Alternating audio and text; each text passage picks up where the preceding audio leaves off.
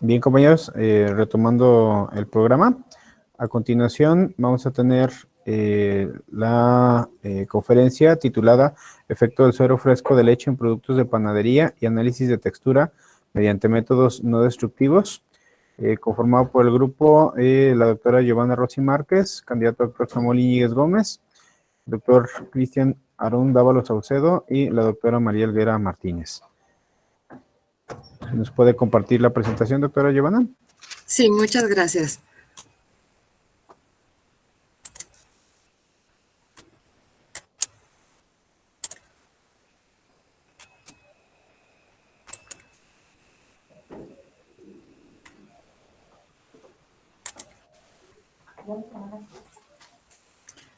¿Me pueden indicar si ya se está viendo, por favor?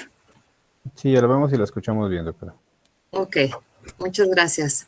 Bueno, antes que nada, muy buenos días a todos. Gracias por estar aquí conectados. Este trabajo, antes de comenzar, quisiera comentarles que fue realizado en colaboración entre el Tecnológico de Lagos de Moreno y el Tecnológico Campus Arandas. Y bueno, como una pequeña introducción, pues lo que es Lagos de Moreno y en general toda la región de los Altos de Jalisco, como bien sabemos, somos una de las principales cuencas lecheras que existen en el país. Y bueno, esto es un dato curioso porque a veces no nos damos cuenta que en realidad las condiciones que existen en esta región pues no son las más favorables para tener vacas, ¿verdad? Y yo siempre le pregunto a mis alumnos, digo, a ver, ¿qué es lo que nos sobra aquí en Lagos? Pues lo que nos sobra son vacas. Y digo que es muy curioso porque en realidad nuestro clima es semidesértico, pocas lluvias, no tenemos pastizales. Sin embargo, a pesar de todo eso, seguimos siendo los principales productores de leche a nivel nacional, ¿no? Entonces, un dato muy curioso y muy importante. Les voy a mostrar a continuación datos publicados en un reporte técnico de la Cámara Nacional de Industriales de la Leche Canilla de 2019. Este es el reporte técnico más actualizado que he encontrado, ya sabemos que aquí en México tarda un poquito en llegar la información, ¿no? Pero ¿qué es importante? Si vemos en esta gráfica, lo que es nuestro estado, Jalisco, representa el 20% de toda la producción de leche en México. Se estima que en el 2018 la producción total de todo el país fue aproximadamente de 12 millones de litros. Jalisco representa el 20%. Muchas veces la mayoría de las personas considera que esta concentración se centra en los estados del norte, sobre todo donde hay grandes producciones donde están las grandes empresas productoras de leche, no voy a decir marcas, sobre todo en Torreón, Durango y esas zonas. Sin embargo, seguimos siendo los mayores productores, siendo Durango y Coahuila en una menor proporción. A ver, perdón, ¿me están diciendo que no se ve la presentación? ¿Alguien me puede? Se ve la primera diapositiva. Ah, ok, a ver, voy a dejar de compartir. Voy a empezar de nuevo. A ver si funciona. Ok.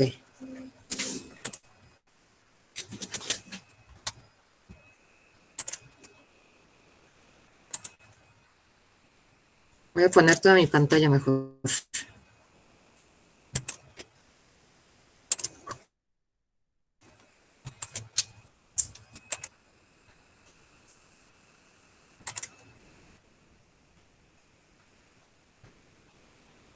Ahí ya se verá. ¿Alguien me puede confirmar, por favor?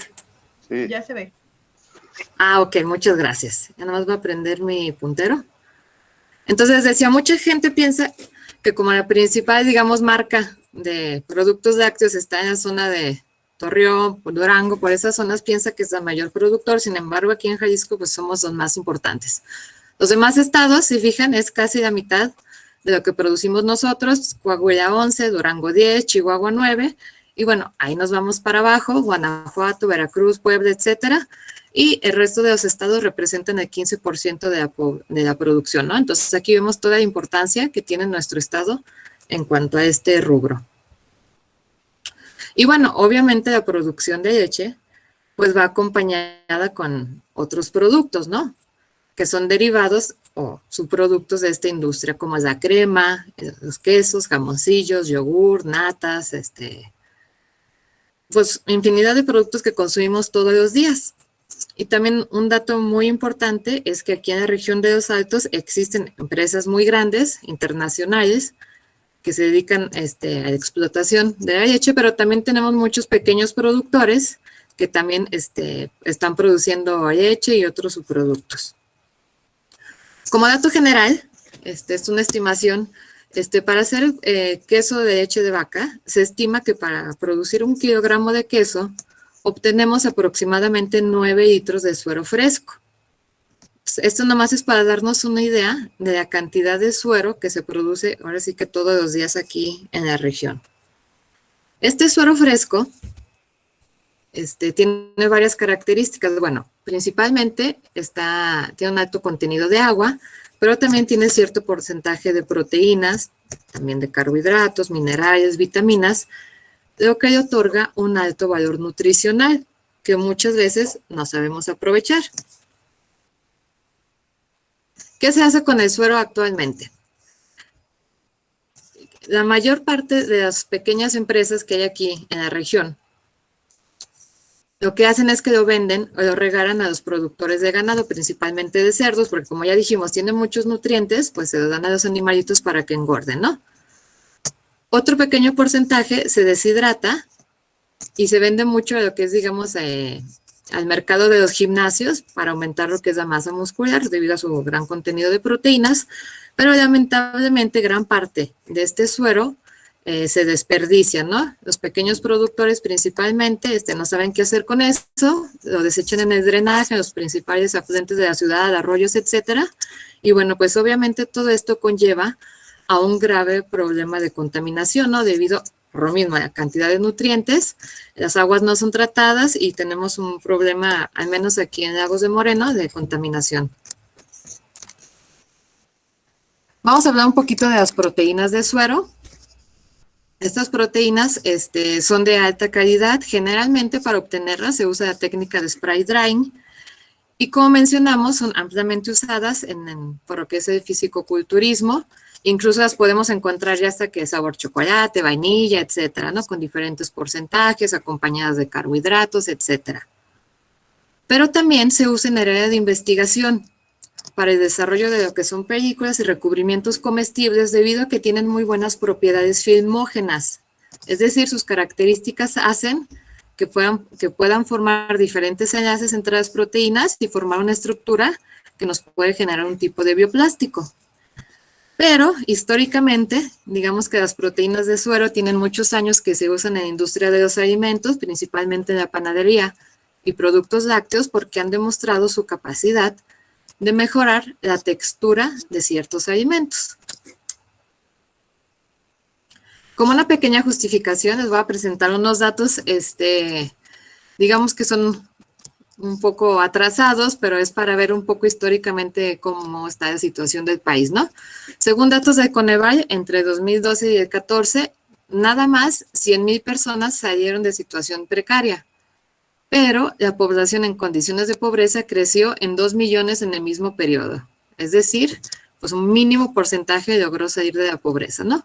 Para el 2018, el valor de la línea de bienestar que relaciona el valor total de la canasta alimentaria y de la canasta no alimentaria por persona al mes, tuvo un incremento anual del 6%, afectando el poder adquisitivo de las familias. Y ojo, esto es antes de la pandemia. Necesitamos esperar un poquito más a que salgan todas las encuestas, los estudios de digamos, de este periodo de pandemia y seguramente pues la situación va a ser un poquito más drástica, ¿no? Entonces, según los datos de este Consejo Nacional de Evaluación de la Política de Desarrollo Social, a nivel nacional se considera que hay más de 28 millones de personas que son consideradas en pobreza alimentaria. Sabemos que existen bancos de alimentos. El problema es que estos bancos solamente logran recuperar un 5% de todos los alimentos desperdiciados y la mayoría son frutas y verduras, ¿no? Los alimentos más perecederos. Y como sabemos, pues este tipo de alimentos no tienen un valor proteico y bueno, su vida de anaquel es muy corta. Entonces, esto, digamos que nos abre una ventana de posibilidad a desarrollar productos de tipo horneado con un alto valor de proteínas, que sea de bajo costo y que nos ayude a combatir lo que es la pobreza alimentaria. Vamos a hablar un poquito de la variación de las propiedades de textura, que como ustedes muchos ya sabrán, la textura pues es muy importante, ¿no? Nosotros como consumidores compramos una galleta, queremos que esté crujiente, el pan esté suavecito, la manzana también crujiente y jugosa, ¿no? Entonces es súper importante, si nosotros vamos a empezar con un producto nuevo, pues tener en consideración todas estas características. Los métodos tradicionales para medir lo que es la textura de los alimentos comprenden la prueba sensorial. La prueba sensorial tiene las ventajas de pues, que es de bajo costo, nos va a dar información real, es decir, nosotros al momento podemos ver las expresiones de los jueces, ¿no? Ellos nos van a estar escribiendo en una hojita si les gusta, no les gusta, qué pueden quitar, lo podemos poner en diferentes ocasiones, no tenemos que estar a fuerzas en un laboratorio, yo creo que a la mayoría nos tocó, antes de la pandemia, que íbamos al supermercado y nos invitaban a hacer degustaciones, ¿no? Ese es un tipo de prueba sensorial. Entonces, digamos que es algo práctico, es sencillo de aplicar y es de bajo costo. Obvio, como cualquier cosa, también tiene pues sus desventajas.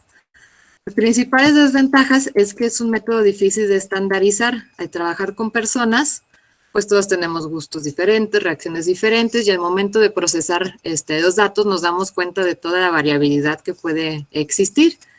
Y bueno, y por lo mismo, estos resultados también se dice que pueden depender del humor del evaluador, ¿no?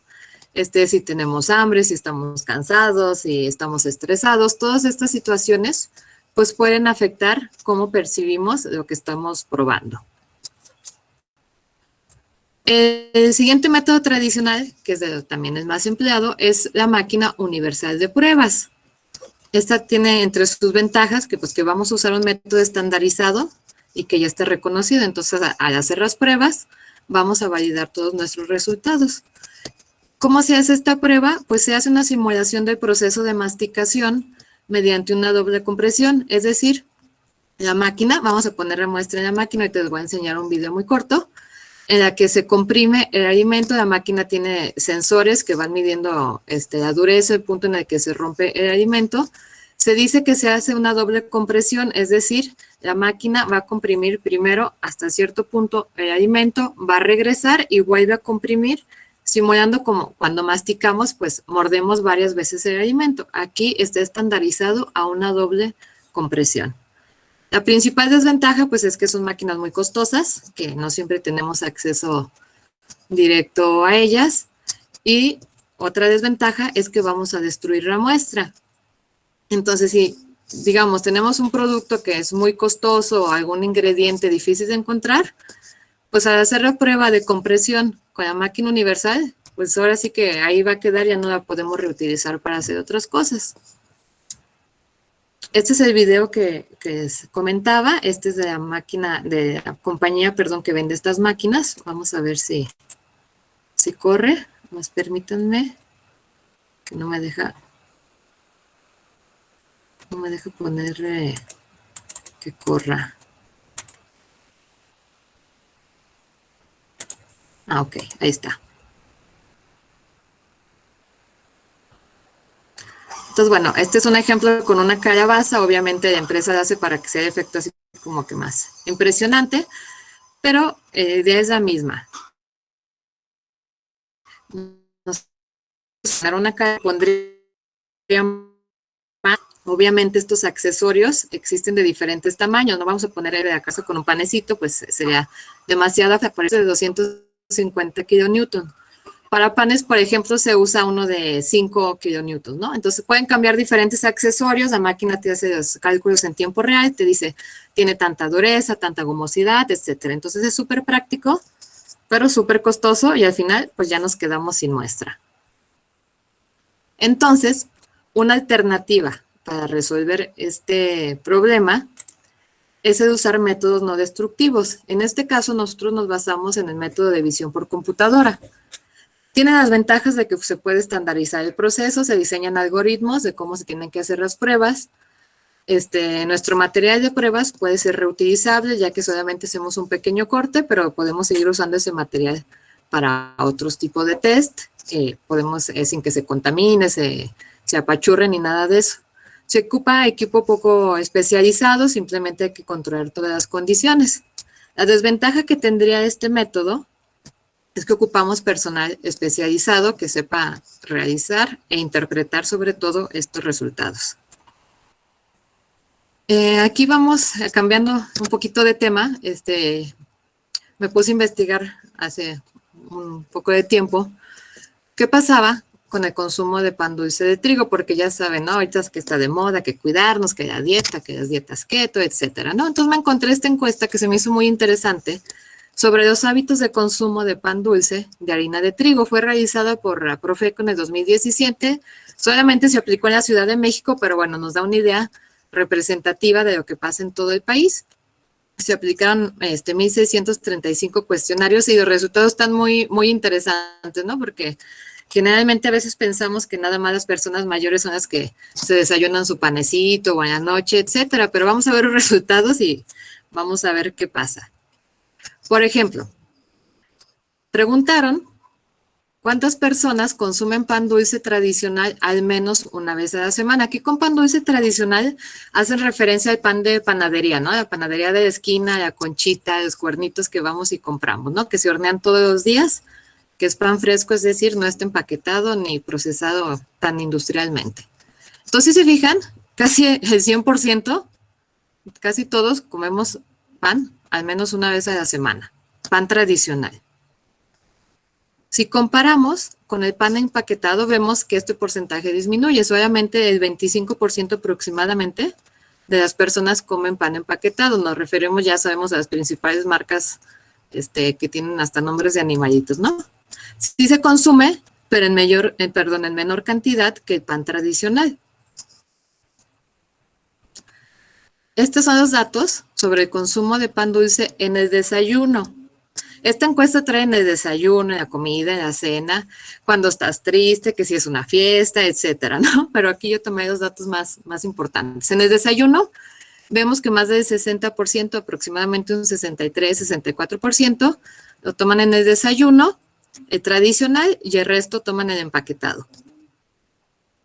En cambio, en la cena este porcentaje se reduce un poquito, el tradicional, y aumenta lo que es el pan dulce empaquetado. Esto también obviamente se puede ver relacionado porque pues uno llega tarde de trabajo, ya está cerrada la panadería o vas a la tiendita a comprar otras cosas y bueno, es más fácil a veces adquirir lo que es el pan dulce empaquetado.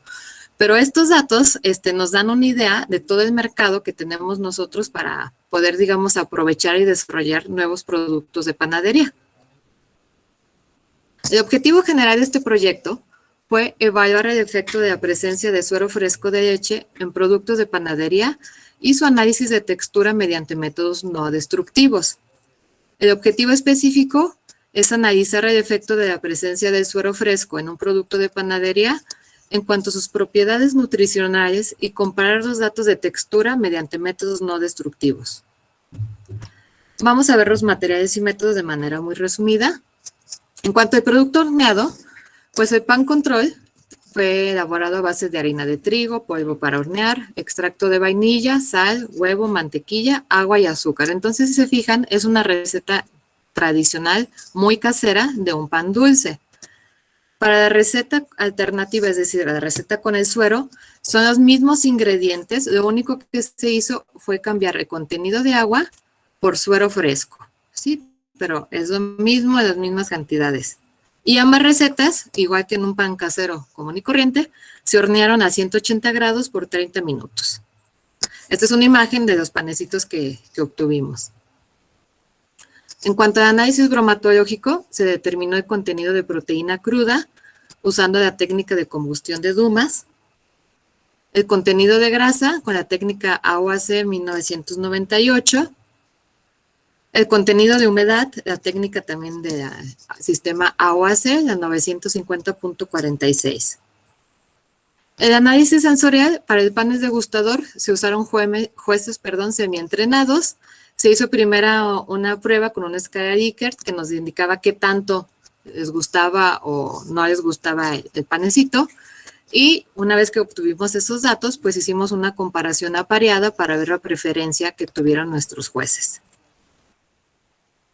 Esta fue la escala que se usó en el análisis sensorial. Pasamos de 0 hasta 10, pasando por estos puntos. Lo odié, no me gustó, indiferente, me gustó y me encantó. En cuanto al análisis estructural, hicimos la evaluación de la textura interior de los bollos o de los panecitos, siguiendo este esquema. Primero se hizo la adquisición de fotos. Bueno, el panecillo fue cortado, siempre con el mismo tipo de navaja para estandarizar lo que es el proceso. Se tomaron las fotos en RGB, todo esto en un ambiente aislado con iluminación estable. Posteriormente, se hizo una conversión a escala monocromática. Esto nos ayuda a manipular el contraste. El siguiente paso fue ecualizar las fotos con el algoritmo de contraste-claje. Este algoritmo nos ayuda a mejorar el contraste y al hacer la ecualización vamos a obtener más escalas de gris. A continuación se hizo el proceso morfológico de erosión y componentes conectadas, que esto nos ayuda a la identificación de migajón y de poros, y finalmente se realizó una imagen binarizada, que digamos que es lo que ya nos ayudó a hacer lo que es el conteo de poros de las diferentes áreas. Voy a presentarles los resultados y discusiones que hemos tenido el día de hoy sobre este proyecto. En cuanto al análisis bromatológico, aquí les presento los contenidos de proteína, grasa y agua, tanto del pan con control con el pan con suero. Y digamos que aquí lo más importante es evidenciar cómo la presencia del suero nos aumentó la cantidad de proteínas, indicando la viabilidad de este proyecto de obtener un producto de mejorado valor nutricional. Estos datos de porcentaje de proteína, al ser comparados con otros productos comerciales, pues se encuentran en el rango esperado. Un dato muy curioso fue que hubo una ligera reducción de contenido de grasa al hacer el pan con suero. Seguramente existe alguna interacción entre los componentes que nos da esta pequeña diferencia. Y en cuanto al contenido de agua, pues no se observó una diferencia significativa entre los dos panes. Para el análisis sensorial, aquí vemos el resultado del pan control, es decir, la receta tradicional. Podemos observar cómo al 58% de los jueces le gustó lo que es el pan, y el 42% reportó que le encantó, ¿no? Entonces, muy buenos resultados. Era de esperarse, pues, al ser una receta tradicional, digamos, no es nada nuevo. Sin embargo, digamos que aquí viene lo interesante, con el pan con suero, hubo una variación en estos resultados. Disminuyó el porcentaje de personas que les gustó, también el que le encantó, y en este caso hubo ya la aparición de la opción de indiferente con un 17%. Una vez que obtuvimos estos resultados, ya que vimos cómo se comportaban, digamos, los jueces entre estas dos opciones, decidimos hacer la comparativa, ¿no?, entre el pan control y el pan con suero. Y estos son los resultados que obtuvimos. A pesar de que con el pan con suero habían aparecido unos indiferentes, se había reducido lo que es la preferencia, el me gustó, el me encantó, vemos que casi el 80% de los jueces prefirió el pan con suero. Obviamente son pruebas ciegas en donde el juez no sabe qué es lo que está probando. Entonces, esto también nos indica toda la viabilidad que tiene este producto desarrollado.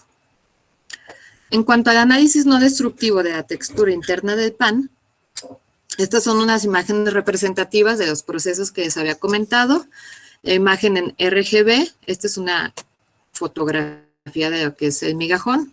Cómo se ve en monocromática ecualizada, después de erosión y componentes conectadas, y de imagen binaria. De arriba es el pan control y abajo tenemos el pan con suero.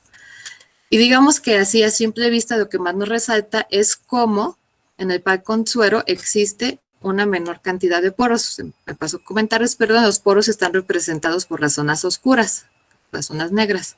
Entonces hay menos cantidad y si se fijan, algunos de los poros son mucho más grandes en comparación del pan control. Estos poros los clasificamos en 5 categorías según el número de píxeles, de 50, 500, 1000, 5000 y más de 10,000 píxeles. Y como mencionaba, bueno, podemos ver así en total, el conteo de poros es muy diferente, en el suero es menor, pero los más grandes se encuentran en el pan con suero. Entonces, en los panes control, que sería la receta tradicional, la mayor parte de los poros que contamos tienen un área muy pequeña. Esto hace que la textura de nuestro pan sea menos esponjosa y nos da una apariencia como si el pan estuviera un poco más seca, menos fresco. En cambio, en los panes con suero, al hacer el conteo de poros, es casi una tercera parte de los detectados de la receta control. Y la apariencia de la textura es un poco más húmeda. Esta diferencia de la textura parece que está relacionada con el resultado de estudio de preferencia, es decir, como ya se ha demostrado en otros estudios, el tamaño y la presencia de poros está relacionada con la textura y también con la apreciación que tiene el consumidor. Las conclusiones que obtuvimos de este trabajo es que los análisis bromatológicos demostraron que estos productos tienen un valor nutricional elevado y que también, como lo podemos producir con un ingrediente que normalmente puede ser considerado como un desperdicio, podemos reducir costos en comparación con una receta control. Y bueno, estos panes también pueden ser atractivos para lo que son las instituciones educativas o de gobiernos, pueden aplicarlo en lo que son los desayunos escolares o en los comedores que existen actualmente, ya que es un producto de bajo costo, es un producto que le gusta a la gente, pero al tener un valor nutricional elevado, pues puede apoyar a combatir lo que es la desnutrición. Y también, bueno, gracias a este proyecto demostramos que la caracterización no destructiva e inocua de la textura interior de productos horneados por medio de visión de computadora, pues nos puede dar resultados reales y sobre todo en valga la redundancia, en un tiempo real, indicándonos las preferencias que pueden tener los consumidores. Y bueno, sin embargo, es recomendable obviamente realizar más estudios en donde podamos comparar nuestra formulación de pan con unos productos comerciales, ver las preferencias y sobre todo ver cómo es que se comporta durante el tiempo, es decir, su vida de anaquel en comparación con otros panes. Y bueno, pues muchas gracias a todos por su atención. También quisiera yo agradecer a las autoridades de nuestra institución que nos facilitaron todo lo que es la movilidad, envío de muestras, la cooperación entre el Campus Lagos de Moreno y el Campus Arandas. Sobre todo, muchas gracias al Campus Arandas, al químico Samuel por toda su disponibilidad, ayudarnos en este proceso. También a los organizadores del Congreso por darnos la oportunidad de compartir nuestros resultados. Muchas gracias. Muchas gracias por su conferencia, doctora Giovanna. Muy interesante, sobre todo para el aprovechamiento de residuos de la región. Por ahí en el chat dejamos abierto para sus preguntas, o si gustan preguntar ahorita de manera verbal, tenemos un momento.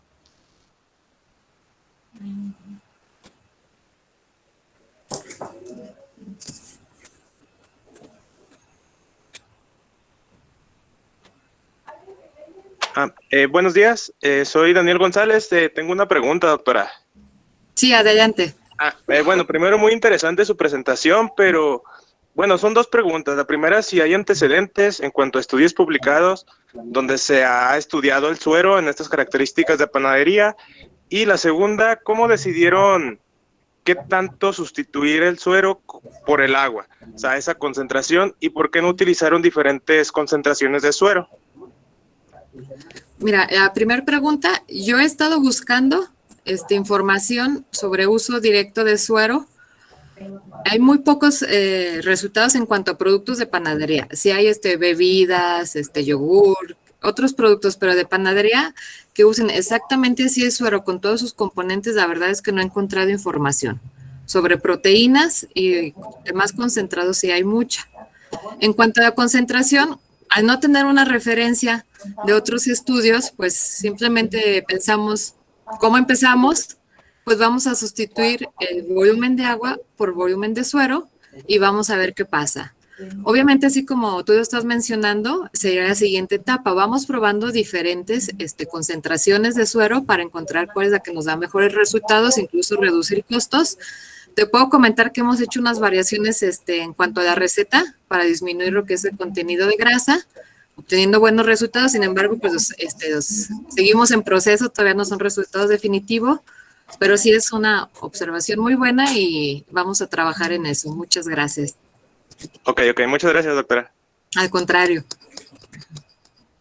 No, y yo le ayudo a hacer las compras.